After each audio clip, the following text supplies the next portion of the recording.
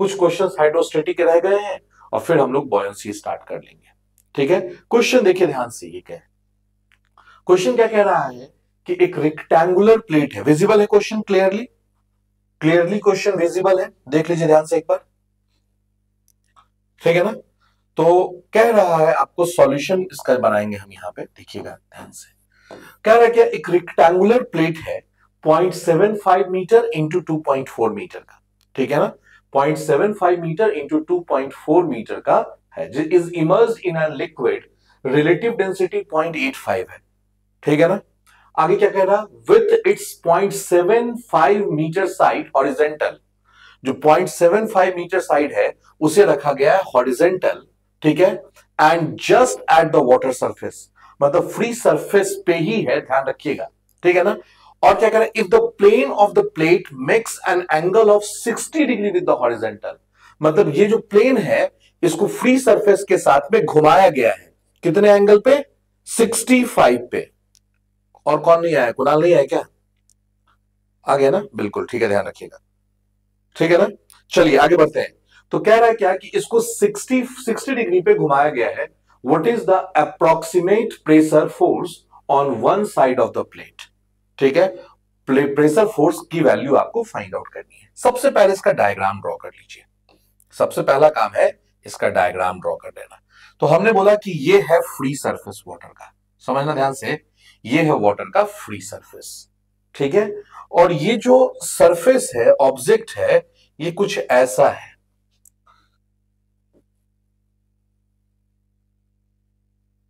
ठीक है ना, लेकिन ये ऐसा नहीं है, ये वर्टिकल नहीं है, ये 60 डिग्री पे घूमा हुआ है, ध्यान रखिएगा, कितने पे घूमा हुआ है, 60 डिग्री पे ये घूमा हुआ है, ये है मान लो एंगल 60 डिग्री का, ये एंगल है 60 डिग्री, ठीक है, यहां पे ये एंगल आपको दे रखा है 60 डिग्री विद द हॉरिजेंटल, ठीक है ना।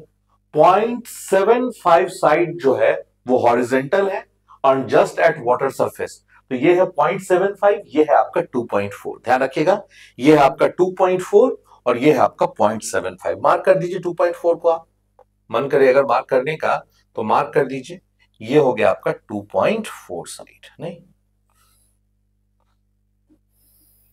क्वेश्चन में ऑलरेडी दे रखा है, अगर नहीं देता तो फिर यहां पे मिसकंसेप्शन हो जाता कि कौन सा साइड है।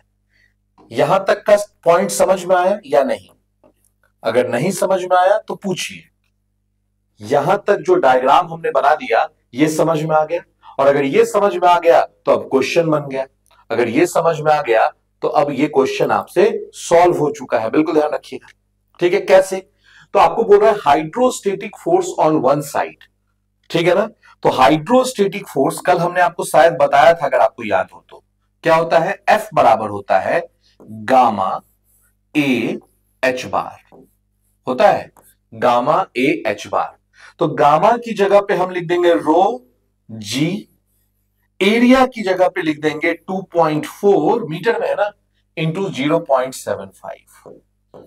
अब देखो एच बार की कहानी, यहां पे दिक्कत हो सकता है, एच बार की जब बात करेंगे तो ये 2.4 का हाफ होगा, मतलब ये होगा 1.2 पे, यहां पे, ठीक है ना, ये डिस्टेंस यहां पे होगा कौन सा, पहले ये जानो ध्यान से, तो ये डिस्टेंस होगा 1.2, समझना, ये जो डिस्टेंस आपको दिख रहा है ये डिस्टेंस है 1.2, ये डिस्टेंस है 1.2, 1.2, इज दैट क्लियर। लेकिन क्या आपको इंक्लाइंडेड डिस्टेंस चाहिए, क्या आपको इंक्लाइंडेड डिस्टेंस चाहिए होता है यहां पे, नहीं ना, आपको चाहिए होता है कौन सा डिस्टेंस, वर्टिकल डिस्टेंस, तो वर्टिकल डिस्टेंस ये हो गया ना, वर्टिकल डिस्टेंस जो है वो ये हो गया, ये है आपका एच बार। अब इसी की वैल्यू आपको निकालनी है, इसी एच बार की वैल्यू आपको फाइंड आउट करनी है, ध्यान रखिएगा। अब ये एच बार कैसे निकालेंगे आप, ट्रायंगल से, एच बार आप निकाल लेंगे ट्रायंगल से। अगर हम साइन 60 लगा दें, साइन 60, तो क्या हम लिख सकते हैं sine 60 equals to h bar upon 1.2, तो यहां से हम एच बार की वैल्यू निकाल सकते हैं 1.2 साइन 60, अब इन सारे वैल्यूज को लाके यहां पुट कर दीजिए। तो वाटर की डेंसिटी कितनी है, सॉरी फ्लूइड की डेंसिटी 0.85 इंटू 10⁻³ इंटू जी की वैल्यू अब 10 मान सकते हैं, कोई दिक्कत नहीं है। अभी तो फिलहाल हमें कैलकुलेटर भी यूज करना है, इसी का आंसर 9.81 ही ले रहे हैं, 9.81, ठीक है ना, इंटू 2.4, यहां एच बार भी तो है, ठीक है, 2.14 सॉरी 2.4 इंटू 0.75 इंटू 1.2 साइन 60।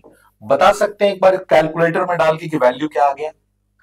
एक बार इसको कैलकुलेटर में डाल के बता सकते हैं कि वैल्यू कितना आ गया, जल्दी से, यस और नो?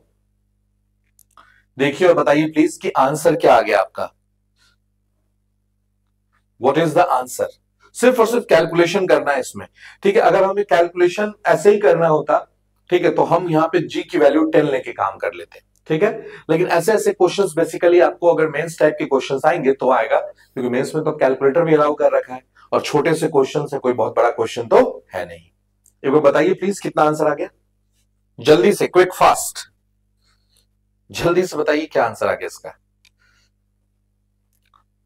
ठीक है। मेरे ख्याल से 15.6 किलो न्यूटन आएगा, 10⁻³ को रोक के रखिएगा, 15.6 किलो न्यूटन आएगा। एक बार चेक कर लीजिएगा क्या है, that will be 15.6 kilo newton. So B option is correct, B option जो है वो सही है, ठीक है ना, B option is correct. Answer colour change कर देते, नहीं तो देखने में दिक्कत होगा आपको, तो आंसर का कलर हम कर देते हैं चेंज, ये हो गया बी ऑप्शन, अब दिखेगा। चलिए आगे बढ़ते हैं नेक्स्ट क्वेश्चन की तरफ। समझ में आ गया क्वेश्चन? इस क्वेश्चन को आपको फिर से बनाना है,